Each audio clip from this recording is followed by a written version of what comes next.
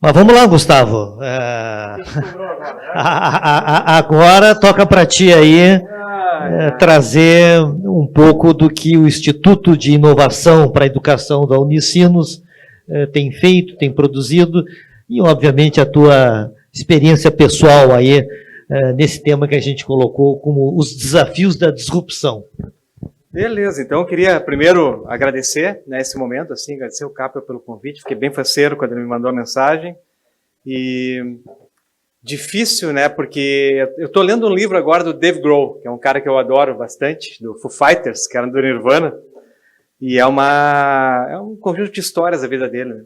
E ele conta uma história que é quando ele fez um dos principais concertos lá do início da carreira do Foo Fighters, e ele tinha que tocar num festival, depois uma banda heavy metal fantástica que chama Pantera, né? E aí ele começa a descrever o baterista, como é que o cara estava tocando, o baixista, como é que ele estava tocando e tudo, e começa a ficar, pô, e depois eu tenho que subir no palco, velho. E é mais ou menos assim que eu me sinto nesse momento, né? E por coincidência eu li esse capítulo hoje de manhã. Então, e é sério isso mesmo, né? Então hoje eu estou aqui, enfim, brincadeiras à parte, aí, do lado de grandes amigos aí, Luiz Carlos e o Aldi, pessoas que eu admiro demais também, que, enfim, aprendi. A gente tem convivido muito em atividades online, né, com lives e tudo mais, mas eu não tinha tido oportunidade ainda de ver uma apresentação formal com esse tema, tanto do Luiz Carlos quanto do Aldi, e aprendi absurdamente hoje aqui, então eu queria agradecer a Capel por essa oportunidade também de ter aprendido com eles, e dizer o seguinte, não tem muita coisa para eu entrar agora, porque na real sempre tem aquele esquema, né, tio? O segundo cara, quando o tempo passou, ele diz, vou usar 30, mas ele usa 50 igual, né, Capel? Essa é a lógica. Então agora eu vou tentar dar uma adaptada pela última vez, se não der certo, era isso, tá? Eu queria comentar antes de... Não tem, né? Então tá tudo certo, acho que é por aí mesmo, né? Eu vou falar de um lugar específico, assim, né? Como o Capel comentou, eu trabalho hoje no Instituto para a Inovação na Educação da Unicinos, né? Tenho 21 anos de casa na universidade, e passei também com o Aldi por todos os espaços, ali os Carlos também, dentro da universidade, né? E tive a oportunidade agora, nos últimos 2 anos, de trabalhar nesse espaço, que é essa turma aqui, né, que vai desde o nosso futuro reitor, por coincidência, está ali do meu lado, ali o Padre Sérgio. O Padre Sérgio assume agora dia 4 de janeiro, né, e faz parte do nosso instituto. E aí tem professores, professoras que estão atuando nesse lugar. E a grande vantagem que eu vejo desse lugar hoje, né, é que ele não é um instituto especificamente da área pedagógica, né, ele é um instituto transdisciplinar, onde a gente tem professores da Politécnica, da Gestão de Negócios, da Indústria Criativa, e dessas 13 também a gente sempre fala, né, das humanidades / educação, que é obviamente a essência do Instituto de Educação. Então aí nessa figura, nessa foto, a gente tem lá a Maura, por exemplo, que foi decana, que é a terceira pessoa, está do meu lado ali, decana das humanidades, e assim como o Sandro, né, o último da segunda fila, que é o decano da Politécnica, né? Então são pessoas que estão hoje interagindo conosco. Também falo desse outro lugar aqui, que é o nosso grupo de pesquisa, né? Então está ali a Isa, eu, a Débora e a Dina, são 4 professores, a gente tem mais alguns que estão entrando agora, mas é um grupo de pesquisa que trabalha com design e educação, né? Então, quando o Aldi fala da questão da arte, a gente tenta trazer isso por dentro da perspectiva do design, né? E a gente, hoje na universidade, está tentando trabalhar com isso, que é um movimento que... Eu vou contar um pouquinho da história, assim, né? Porque tem 2 palestras, na real, né? A que tu programa e a que tu faz, né? A que tu faz, ela sempre é adaptada pelo contexto, como disse já o Aldi, em termos de inovação, né? Então, eu programei algo ali que agora eu vou adaptar um pouco aqui. Na Unicinos, em 2003, né? Eu tive a oportunidade de entrar num projeto muito legal, que foi construir um novo curso de graduação chamado Gestão para Inovação e Liderança, um curso de administração, né? Naquela época, o reitor, até o momento, que era o padre Aloysio Boni, ele disse o seguinte para a gente, nunca vou esquecer disso. Pensem que vocês estão numa prova de longa distância, né? E eu quero que vocês projetem os 100 primeiros metros de cursos inovadores. E aí eu peguei esse curso, um professor pegou um curso de engenharia da computação, depois seguiu, um professor pegou o curso de cinema, e um quarto professor pegou um curso de comunicação digital. E a gente começou a montar cursos realmente com várias interfaces, com intercâmbio de um semestre fora do Brasil, com mais de um professor dentro de sala de aula, aqueles cursos que a gente falava assim, pô, esse era o curso que eu queria ter feito, né? Então, na área da administração, a gente fez isso, e aí eu lembrei, porque quando o Aldi falou do computador, né, um dos atributos básicos para um cara entrar, que o cara buscava esse curso, por quê? Porque ele ganhava um notebook, né, no Gil, no caso específico do Gil. E o notebook naquela época custava, sei lá, 15 mil reais, cara. 2003, né? Então ele queria ter um notebook que custava 15 mil reais, porque, pô, para ele era um negócio fantástico. Talvez até, obviamente, ele pudesse comprar, porque as famílias, enfim, esse curso tem um preço diferenciado, assim. Mas, na realidade, eles entravam, quando a gente fazia a primeira rodada, porque isso daqui, cara, metade da turma era isso, né? E hoje, a gente nem dá mais o notebook, porque a gente não consegue mais ter um notebook para dar melhor do que os caras já têm, né? Porque, na verdade, enfim, com todo o processo de aceleração, né, que a gente já viu os colegas falarem aqui, a gente chegou nesse ponto. Mas eu falo desse curso não por conta do Note, né? Porque ele foi para a gente o grande laboratório de inovação. Então lá a gente pôde experimentar um monte de coisa. Lá a gente pôde colocar um professor saudoso, que eu gosto demais, o Baldiceira, que faleceu alguns anos atrás, que era um guru da história, para dar aula numa sala de aula comigo, que estava falando de produção, que é a minha área de formação, junto com um cara que estava falando de marketing, né? E a gente começava a discutir isso, a trabalhar por projetos integrados. Todos os professores se encontravam uma vez por semana. A universidade investia nesse curso, uma reunião de 4 horas por semana para discutir o currículo da semana, não era o currículo do curso, né? E eu sempre lembro também de um outro amigo nosso, que é o Binhetti, né, outro grande parceiro histórico, né, que era diretor quando eu assumi esse curso, que me convidou para estar lá, uma pessoa que eu tenho, enfim, tinha uma estima muito grande também, que faleceu não tão recentemente, mas foi uma perda importante para nós.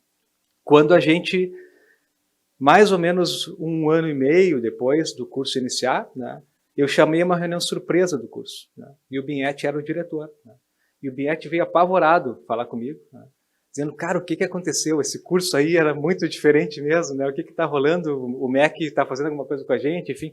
E era a notícia da avaliação do curso, que tinha tido nota máxima na primeira avaliação já, né, e um curso que ele não tinha, eu não sabia o que seria a última aula dele depois de 4 anos. A gente não tinha projetado a última aula. A gente estava projetando o curso à medida que os alunos iam avançando. E o Paulo Baroni, na época, né, que era, então, do Conselho Nacional da Educação, veio para cá, visitou a gente e acabou nos ajudando a levar, né, ou até abrir esse espaço de... Porque, na verdade, hoje o Luiz Carlos trouxe um ponto importante. As diretrizes estão mudando e melhorando muito, né? Mas as diretrizes, elas nunca foram algo que não permitisse a inovação, né? Nunca foram. Elas sempre tinham as questões, obviamente, básicas para a formação na engenharia, na administração, uma guia, mas nunca estava escrito lá, vocês não podem fazer nada diferente do que está aqui, né? E a gente fez assim, né? A gente criou os cursos dentro da caixinha do negócio. Então, para mim, assim, o Gil e o Engenharia da Computação foram a escola que abriu esse caminho para nós, né? E de lá para cá, então, só para dar esse contexto, a gente está trabalhando com uma perspectiva de tentar atender nessas... essa complexidade que os colegas falaram hoje aqui, né? Eu vou tentar dar uma curva na minha fala, porque eu concordo com tudo que eles disseram, mas eu vou dar uma curva para nos provocar num lugar diferente, né? Que é o seguinte, quando eu era diretor da graduação, eu fiquei 10 anos nesse cargo, a gente subiu o número de engenharias da Unicinos, né, ali de 5, 6 para 17 engenharias, né? Porque eu ouvi o mercado diretamente, assim, o que o cara precisa no mercado, qual é a formação, tem que fazer agora a de energia, tem a mecatrônica, que a gente não tinha, porque já tinha, enfim, mas a gente ainda não tinha naquela época, um monte de curso diferente, né? Eu nem sei hoje falar de todas as que a gente tinha, né? Muitas delas ficaram pequenas, né? 1 ou 2 acabaram, e aí veio o que o Aldir comentou antes, abrir um curso de graduação leva tempo e fechar leva mais tempo ainda, então quando tu erra num curso, tu paga um preço significativo, né? Mas, enfim, como dava para fazer, e depois o padre Marcelo, um baita reitor empreendedor, deixou, a gente foi e abriu, expandiu, assim. Hoje eu penso o seguinte, né? A gente conseguiu atender, obviamente, melhor o mercado, a gente tem uma formação muitas vezes mais específica na vertical, né?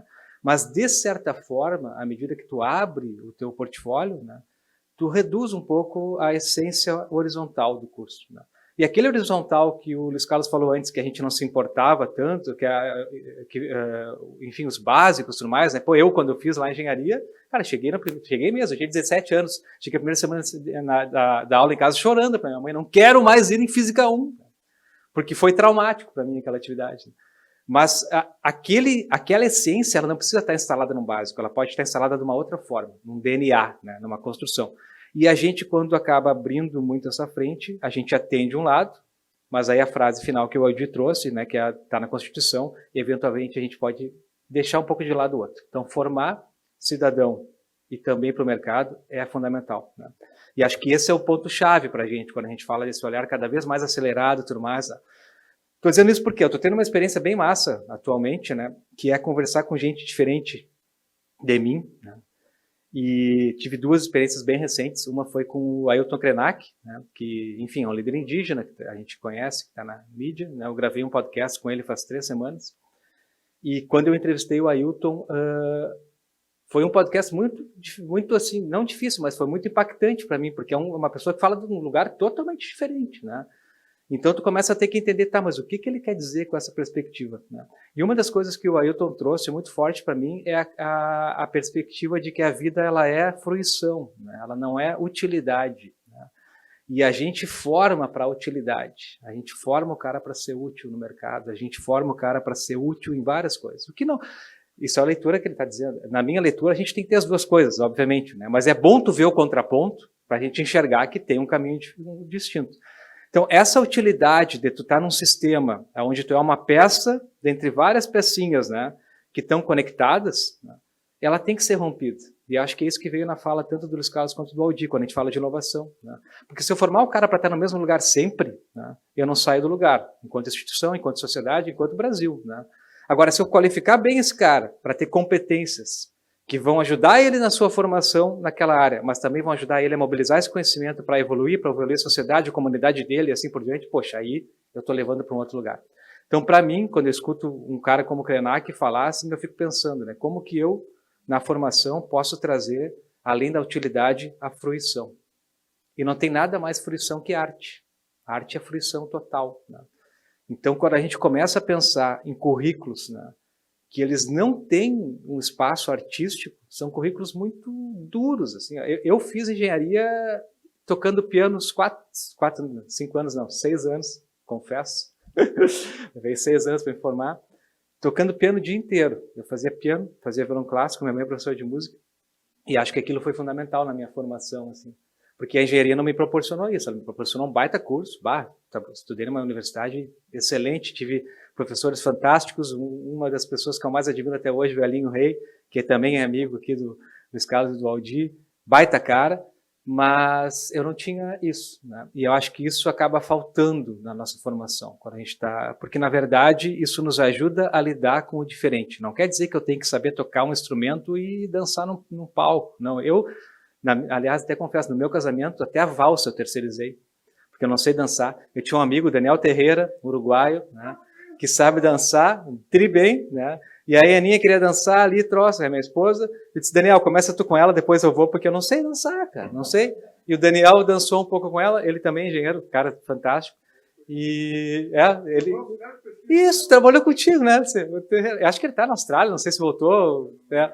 Mas o Dani, então, um cara fantástico, assim, e dançou com a minha esposa, lembrei desse negócio, que bizarro. Bom, enfim, mas o fato é que eu não sei isso, mas a arte, ela nos ajuda também a isso, né?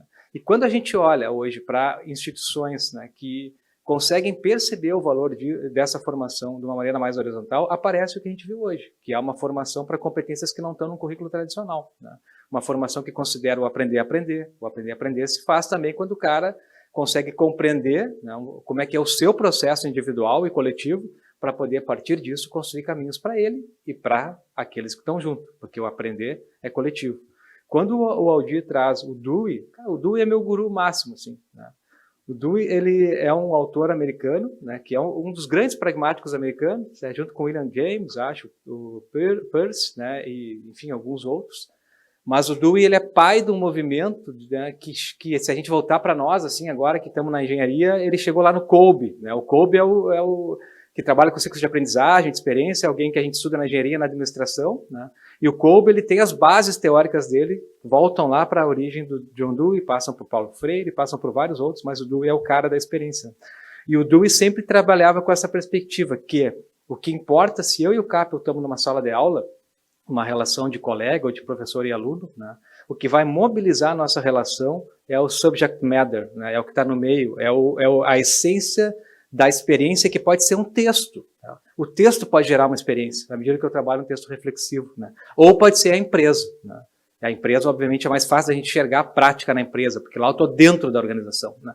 Mas se eu consigo mobilizar num belo texto, né, numa coluna de um jornal, enfim, a essência de uma conversa, a gente está começando um processo de aprendizagem. Então, acho que isso é uma coisa que está no nosso dia a dia e que a gente deveria explorar mais, e eu começo a ver isso, né? E a outra coisa que eu queria falar, antes de entrar ali É um cara que eu entrevistei semana passada, um professor, né, que saiu hoje o podcast, que chama Tony Fry. O Tony Fry é um autor da área do design. Ele tem, assim, tipo, 20 livros fantásticos, 200 papers publicados aí em vários periódicos, né? Mora na Tasmânia agora, professor convidado na Colômbia, Estados Unidos, enfim, tem um currículo gigante, está com 76 anos, se não me engano. E eu falei com ele segunda passada, né, e um dos livros que ele traz, e que a gente discutiu bastante, chama Defuturing, né, que em português seria Defuturando, né, que é como a gente tem a capacidade, através do projeto, do design e da engenharia, de destruir o futuro. Basicamente isso, né. Destruir o futuro, cara, de novo, didaticamente, né, para mostrar que as coisas que a gente constrói, às vezes tem impacto que a gente não percebe quando a gente está construindo. Né. Então, se eu começo a perceber que aquele dispositivo, que aquele produto, que aquele serviço que eu montei, né, ele tem um impacto, né, hoje a gente percebe muito mais do que 30 anos atrás. Né. Hoje a gente está, o Aldir botou ali, né, os Objetivos de Desenvolvimento Sustentável, está no nosso dia a dia, né, mas antes não estava. Então, eu preciso perceber essa potência do design, e aí eu que trabalho no design, para que quando eu estou projetando, eu esteja alerta para isso. Não quer dizer que a gente faz... Eu estava conversando com um colega antes de ontem, ele disse, está dizendo que a gente faz design para destruir as coisas? Não, ninguém faz nada para destruir, a gente acorda de manhã querendo fazer tudo melhor. Né? Eu não conheço ninguém que acorda de manhã, quer dizer, tá bom, tem algumas pessoas, tá? Mas a maioria das pessoas não acorda de manhã pensando o que eu vou fazer hoje para tornar o mundo um lugar pior. Né? A gente acorda para tornar o mundo um lugar melhor. Mas, na realidade, os nossos processos, às vezes, né, eles podem levar para um lugar diferente por conta de não considerar um impacto ambiental, né, um impacto no outro, né, enfim, uma série de questões que vocês todos sabem mais do que eu, mas que eu queria comentar por conta de ser algo que está na essência da formação. Tá? Esses elementos eu trago aqui, porque quando a gente pensa em revirar o currículo, assim, né, o Luiz Carlos mostrou brilhantemente ali o que eles estão fazendo na URGS, né, eu acho que para revirar esse currículo a gente olha para essas coisas também, né, a gente olha para esse lugar que ele é inusitado, assim, né. Eu tenho 3 aqui, livrinhos que eu queria agora fazer um merchan, assim, básico. Né? O primeiro livro ali já foi uma edição bem pequena, está esgotado, que é um livro sobre design na sala de aula, que vem ali o que o Aldir comentou. Né? A gente começou a projetar a sala de aula há uns 10 anos, mais ou menos, tentando fazer com que a sala desaparecesse, na verdade. Né? Porque nessa linha de que, como diz o Tony Fry, né? A questão do projeto ele tem impacto, né? Como que eu posso minimizar o impacto? Minimizar o impacto é não fazer ou tirar, né? E para mim, a melhor sala de aula é a sala de aula que eu não noto a sala de aula que eu só interajo com os alunos, né? A sala de aula onde eu não tenho uma cadeira atrapalhando, né? É a sala de aula onde eu não tenho um quadro que ele é limitado, é a sala de aula onde eu não dependo de um projetor, enfim, um monte de coisa, né? Então a gente começou a projetar isso lá, enfim, uma parte desse projeto é o Campus Porto Alegre aqui, mas a gente começou a projetar isso uns 10 anos atrás e saiu naquele primeiro livro que está ali, que é o da editora Unicinos. Eu não sei mexer no negócio, mas tudo bem, é o primeiro. Né? Aí embaixo aqui, né? Isso. Eu me lembrei que o Luiz Carlos falou. Esse livro aqui eu escrevi em 2019, no iniciozinho ali, foi bem antes da pandemia, eu e o Marcos Pianges, né? Na verdade, foi tri bom, porque ele me convidou para a gente fazer um negócio junto, né? O cara é um cara, né, nacional, assim, um amigo de um tempão já. Aliás, saiu ontem, estreou o filme Papai é Pop, fica a dica, que é o filme do livro do Pianges, né? E o Pianges é um pai super engajado, né? Então ele estava assim, cara, eu estou com um monte de pensamento sobre educação, eu sei que tu trabalha bastante com inovação na educação, que sabe, a gente escreve um livro sobre a escola do futuro, né? Tu como professor, eu como pai. E o livro é um diálogo nosso, assim, né? Saiu em 2019 e foi bem ali, né, antes da pandemia, então acabou, é claro que a gente não está falando nada de pandemia ali, mas fala muito da questão da tecnologia.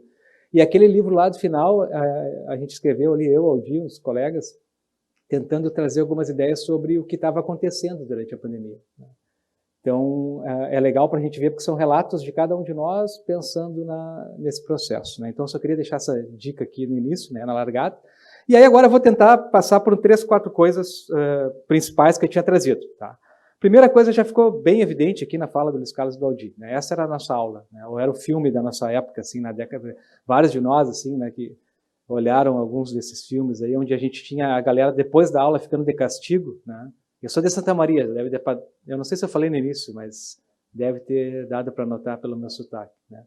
E primeira coisa que eu chegava aqui, estou aqui mais de 20 anos, os caras ainda ficam notando o sotaque de Santa Maria, mas não adianta, não tira o sotaque.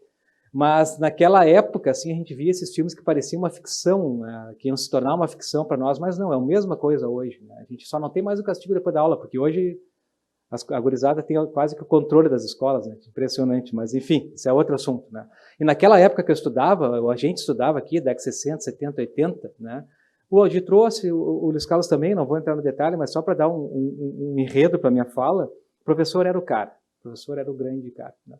Agora o professor é o que os dois fizeram aqui, né? Eu fiquei realmente impactado, porque na verdade, o que eu tenho tentado trabalhar com os professores na Unicinos é mostrar para eles uma coisa que eu aprendi com o Piangers, e que hoje o Luiz Carlos e o Aldir exemplificaram aqui. O professor é um baita contador de história. Porque não tem nada que prenda mais alguém do que uma boa história. Nada. Se tu entrar numa sala de cálculo e o cara te ensinar derivada do jeito clássico que eu aprendi hoje, deu, né? Agora, se ele contar uma história, vai ser muito legal. Qualquer história, pensa o seguinte, se eu dissesse para vocês assim, hoje de manhã eu acordei, né? Tocou o interfone lá do prédio. Tá? Aí eu, quem será?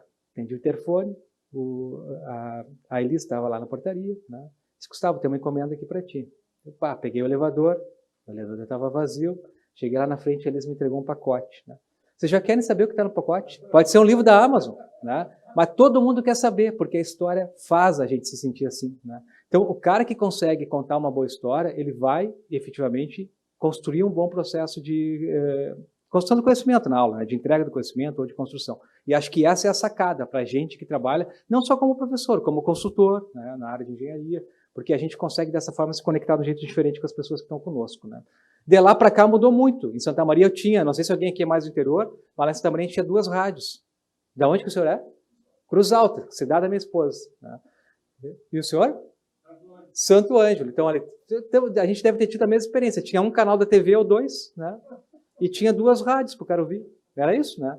Então, no meu caso, quando eu era guri, eu sempre fui muito quieto, muito tímido. Quando eu voltei a Santa Maria um tempo atrás para dar uma palestra para os meus professores, que foi a coisa mais emocionante da minha vida, um professor levantou e disse, cara, tu era aquele guri que sentava lá no fundo, agora tu consegue falar em público. Né?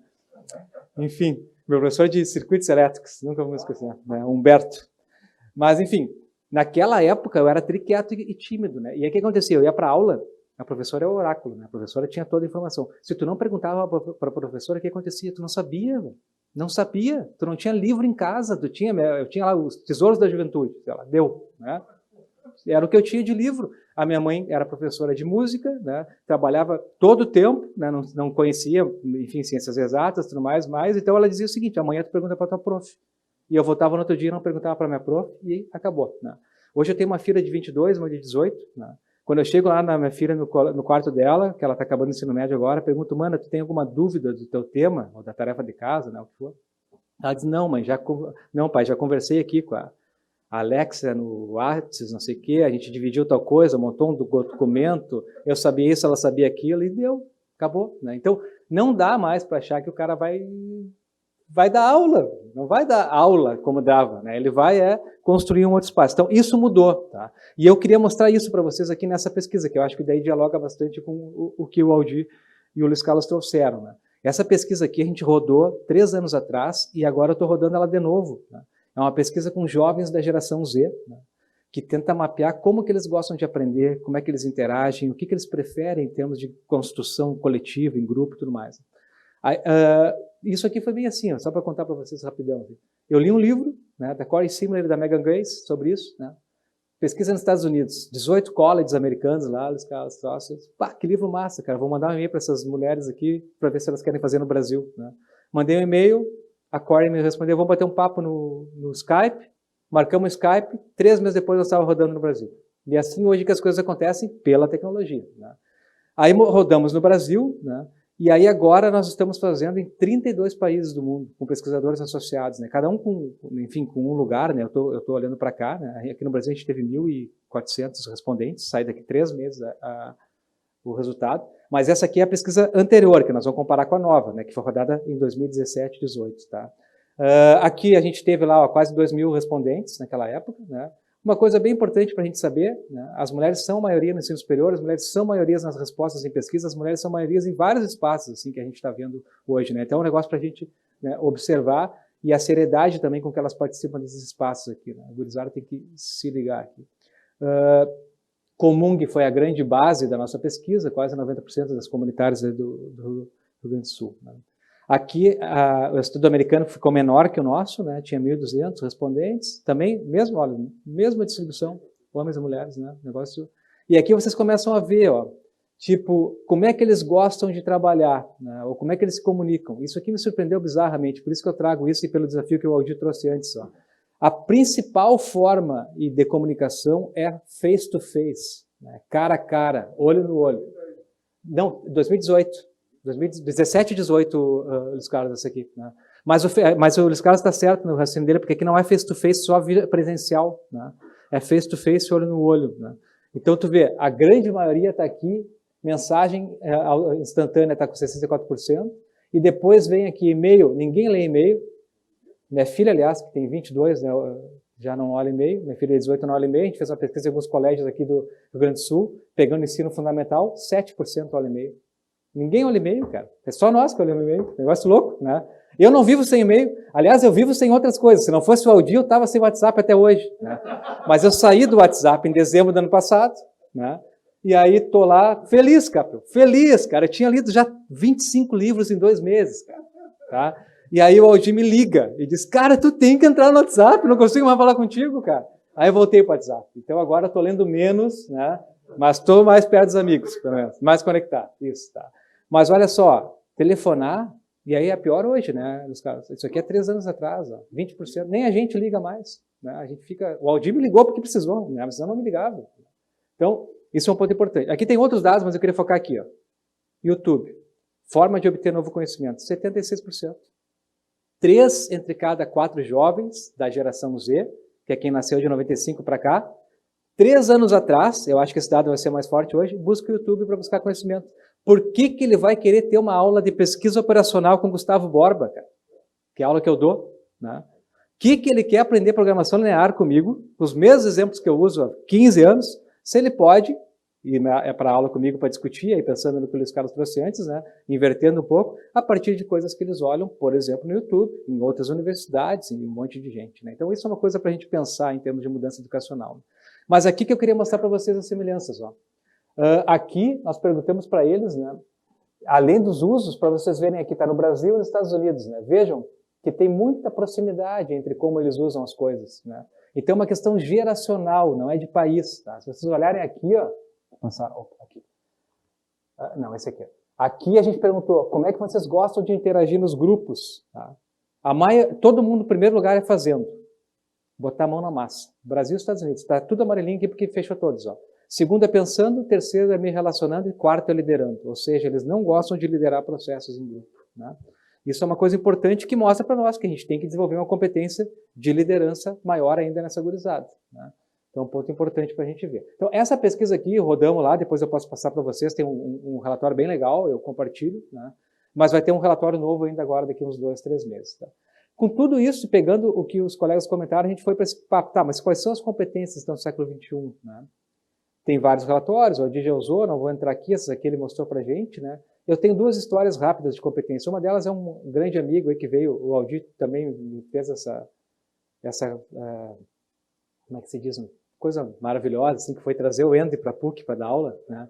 Então eu estava no Canadá em 2019, num sabático, assim, depois que eu saí da direção, o padre Marcelo, meu querido líder e reitor, me disse, fica 6 meses estudando onde tu quiser, né? E depois tu volta para trabalhar. Eu disse, cara, que maravilha. Eu fui para o Canadá. Né? E fiquei lá com esse cara, que é o Andy Hargreaves, que é um baita professor, que já era meu amigo há um tempão, assim, e ele veio na PUC dar aula naqueles baita MBAs que a PUC tem ali, de educação, né? E aí eu tive a oportunidade de ir lá na PUC com o Aldir assistir a aula do Andy. Mas o Andy, em 2015 ainda, né? Eu escrevi para o Andy e perguntei para ele, Andy, me diz o seguinte, cara, quais são as competências do século XXI para ti? Porque todo mundo está falando desse negócio, enfim, é todo mundo opinando, assim, e tu é um dos 10 caras da educação do mundo, e é mesmo, né? Queria te ouvir e saber. Ele respondeu isso aqui no e-mail, até botei aqui, 16 de 10 de 2015. Né?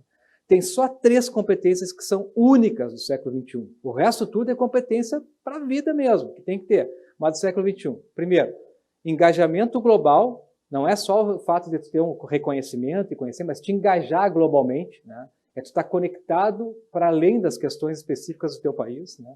Segundo, uma competência digital reflexiva. É isso que falta para a gente, né? Porque a gente está invadido por digital o tempo todo e não para refletir. Às vezes até passa uma mensagem sem ver origem e tudo mais, acaba se enganando no digital, enfim, mas isso nós, imagina a gurizada, mais ainda, né? Então, essa questão do reflexivo aqui é importante, e depois ele colocou mindfulness, né, e concentração nessa lógica de tanta distração, né, que é tu te conectar contigo mesmo, né, e conseguir te concentrar, dado que nós estamos vivendo num mundo tão acelerado, né. Aliás, o último livro dele, que vai sair agora, mês que vem, pelo Grupo A, fala de engajamento, né? São 2 livros que ele escreveu recentemente. Um fala sobre engajamento estudantil, e aí passa por esses temas, e o segundo fala sobre well-being e mindfulness, que é um tema, né, bem importante pela pandemia, e essa coisa do bem-estar social aí que vale a pena a gente debater. Mas isso é 2015, né? Isso impactou a gente, né? Assim como o Fulham, né? O Aldir colocou ali, né? O Aldir colocou os 4 Cs, né? O Fulham fala em 6, né? Que seria colaboração, criatividade, pensamento crítico, cidadania, caráter e comunicação, né? Que seriam 6 elementos para o cara poder deveria desenvolver, e na engenharia, cara, a gente tem que desenvolver. Eu não desenvolvi isso aqui, eu passei um curso inteiro de engenharia sem apresentar um trabalho, cara. Eu não apresentei um trabalho, tá? Nenhum trabalho lá na frente da minha sala, porque tudo era em grupo, eu não precisava falar, eu não gostava de falar, nunca gostei de falar quando eu estava na faculdade. Então a gente fazia os trabalhos em grupo, eu adorava, né, fazer trabalho, me puxava assim, nos trabalhos, eu não precisava apresentar, estava lá com a gurizada sempre junto.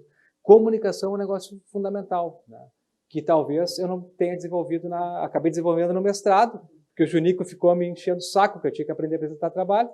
Alguns devem conhecer o Junico, né? O Junico é um cara bastante, né, forte, assim, né?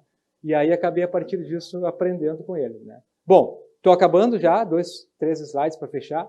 Aqui estão as competências que a gente colocou hoje para os professores, né? Então, para os professores, a gente fala hoje que a gente deveria desenvolver 7 competências, né? Desde o autoconhecimento da gente, aqui tem 7, mas a que eu queria colocar mais do centro é essa aqui, a empatia, né? Empatia é um negócio fundamental, especialmente no tempo pandêmico. Eu dei aula para, sei lá, 500 pessoas nesse período aí, né, com várias turmas, e a gente fica muito chateado que o cara não abre a câmera, né, por exemplo, né. Só que assim, né, tem muitos fatores por trás, né. Tem desde aquele cara que não quer mostrar a casa dele mesmo, né, tem desde o cara, tem o cara que está acordando e está na cama, né, pode ter, mas tem vários outros fatores sociais que impedem a pessoa de abrir a câmera, né. Então, a gente tem que se colocar também, às vezes, nesse lugar e entender que talvez não seja o único jeito de eu me conectar com esse cara. Tem o chat, tem daqui a pouco uma mensagem no próprio WhatsApp, sei lá. Então, essa questão, para mim, aqui, ela é fundamental e os professores têm que desenvolver absurdamente ainda, né? Mas tem várias outras, eu vou entrar, eu quero mostrar o caso para vocês antes de eu fechar. As da Unicinos são essas 10, né? Então, a gente viu ali, né, o Luiz Carlos colocou, né, as competências do currículo na engenharia. Essas aqui são gerais da Unicinos, né? E a gente trabalha desde a perspectiva da responsabilidade socioambiental até a autonomia e autogestão do conhecimento. E o que a gente fez de diferente nos últimos anos, que eu acho que isso foi bem legal, vai aparecer no exemplo, né? A gente não fez como a PUC teve uma sacada massa ali, que foi botar empreendedorismo para todos os cursos, né? A gente fez o seguinte, a gente pegou os 20, a gente fez uma curva, um pareto, né? A gente pegou os 26 cursos que respondem por 85% dos alunos da Unicinos, né? E nós tocamos para dentro 4 atividades que todo mundo tem que ter. Colaboração, pensamento projetual e computacional, domínio pessoal e autoconhecimento e empreendedorismo, né? Mas aí a gente não conseguiu ainda atingir o corpo inteiro dos cursos. A gente está tentando avançar isso para esse olhar, tá? Vou mostrar para vocês que estão na engenharia, né? O Luiz Carlos sabia que é o nosso guru máximo do PMG, ia falar do PMG, então eu botei só um slide, porque ele já mostrou o PMG como um todo, mas antes disso eu queria mostrar esse projeto para vocês, né, que é desse ano. Boston College acabou de lançar um curso que é um curso de engenharia centrado no humano. Olha que legal, né? Fiquei pensando se não é um curso que nós devíamos ter já, né? O que a gente faz que não é centrado no humano, né? Deveria tudo ser centrado no humano. Mas esse curso é um curso interessante e lá por dentro tem muita coisa também de humanidades, né? De história e de arte. É um benchmarking para a gente, para as nossas universidades, né? E para a gente pensar. Bom, aqui, né, Luiz Carlos, está nosso livro aí, né? Que saiu, foi ano passado, né? Que a CNI, dizendo, a gente perde no tempo com essa pandemia, né? Né? E o livro chama O Futuro da Formação em Engenharia, né? Então tem vários capítulos aqui, vários relatos dos projetos do próprio PMG. No nosso caso, o projeto é esse aqui, a transformação da educação e engenharia na Unicinos, formando hoje os engenheiros do futuro, esse 2020, né? E ali é um lugar legal para ver experiências práticas, assim, sabe, de mudança do currículo. Eu vou mostrar para vocês, no nosso caso, esse aqui é o nosso modelo, né? Então, na real, aqui vocês estão vendo, isso aqui a gente montou em 2018 ainda, né? O PMG meio que começou paralelo a isso, né? Que é um projeto que, de novo, ele amadureceu lá de 2003 do Gil, né? Ele veio vindo até chegar aqui, né? É importante dizer isso. Então, esse projeto, ele considera o seguinte, ó, o aluno, para se formar, ele tem que passar por competências do curso. Pô, o cara tem que ter a competência específica lá em engenharia de energia, pô, vai ter que ter as cadeiras da energia, né? Não tem como não, né? Competências da área, e aí são da área da engenharia como um todo, né? Competências do futuro, que são essas, colaboração, pensamento projetual, tudo mais, né? E o que a gente está chamando de propósito pessoal e profissional, depois ficou. E aqui juntou essa questão da conexão com o mercado, né? Que são 3 atividades durante o currículo, aonde a gente explora o autoconhecimento do aluno e começa a projetar a carreira dele, desde o início do curso, né? A gente vai espalhando isso desde o início do curso. E lá no final também, assim como ali no exemplo da URGS, a gente tem as trilhas que o aluno escolhe. Ele pode seguir no mestrado se ele quiser, ele pode ir para uma trilha de startup, empreendedorismo, ele pode ir para outras trilhas possíveis também, né?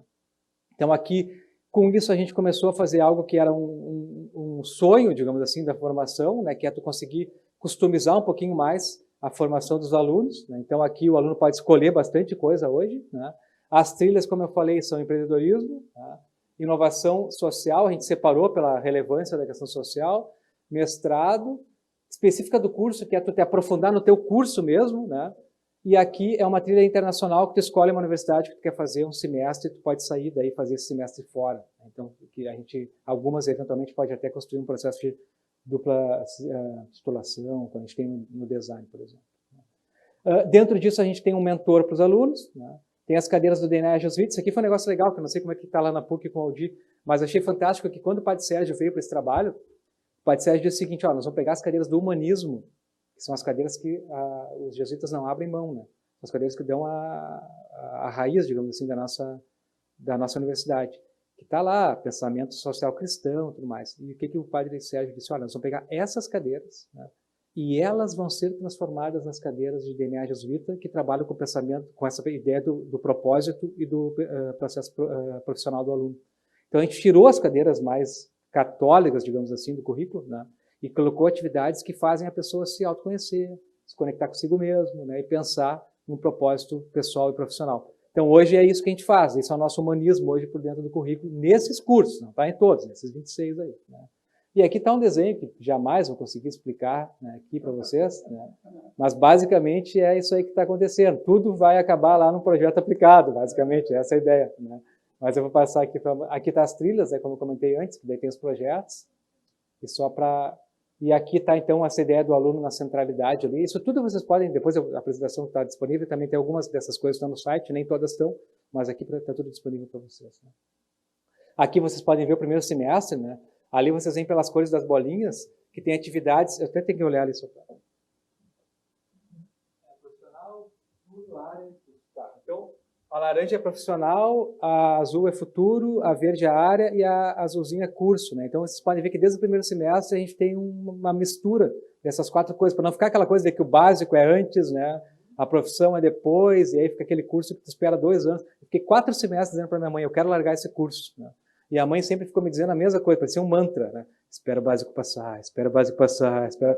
E quando o básico passou, né, aí eu peguei um professor, vai acabar o cálculo 4 e tudo vai ficar bem. E quando o básico passou, eu encontrei o Elinho, encontrei o Humberto, né, o Renes, que eram professores, cara, com uma experiência fantástica, assim, e que me jogaram para dentro do laboratório, e eu, cara, achei fantástico, fiquei pensando, por que eu não fizesse comigo antes, cara, né? Mas foi tribom, só que demorou 2 anos, né? E aí, isso aí eu ia acabar aqui, mas antes de fechar, eu queria só fazer um comentário, né? Deixa eu só abrir aqui.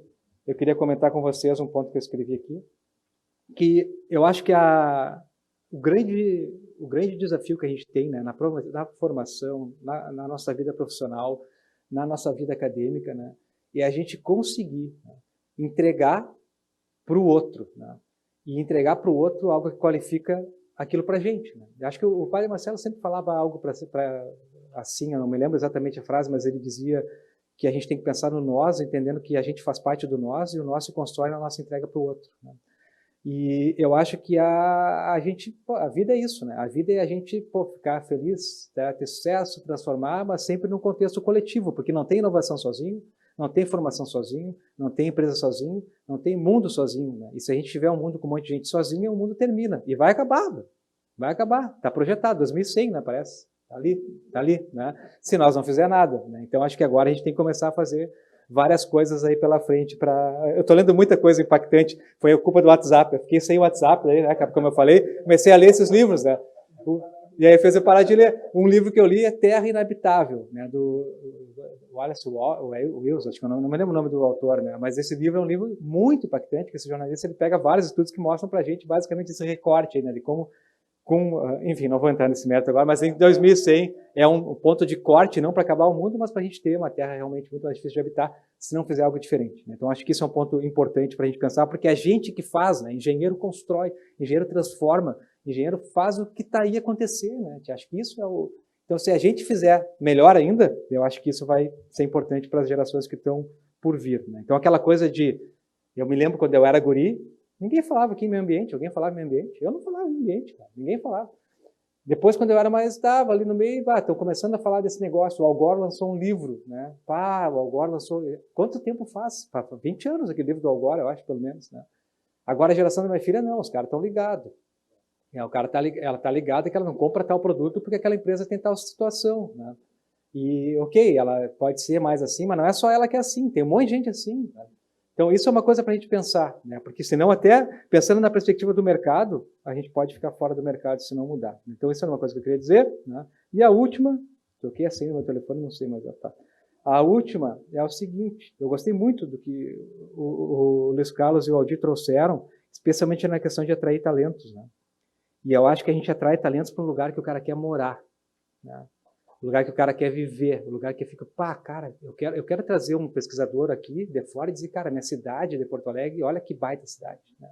Eu não quero sair de Porto Alegre, né? Então, mas eu não sei, isso se constrói, né? Acho que esse é o ponto, e acho que esse movimento todo que está acontecendo agora nunca aconteceu, acho que em poucos lugares do mundo, né? Então é muito legal que a gente está podendo protagonizar e viver isso. Eu quero, né? Porque uma das minhas filhas saiu, minha filha está morando fora. Né?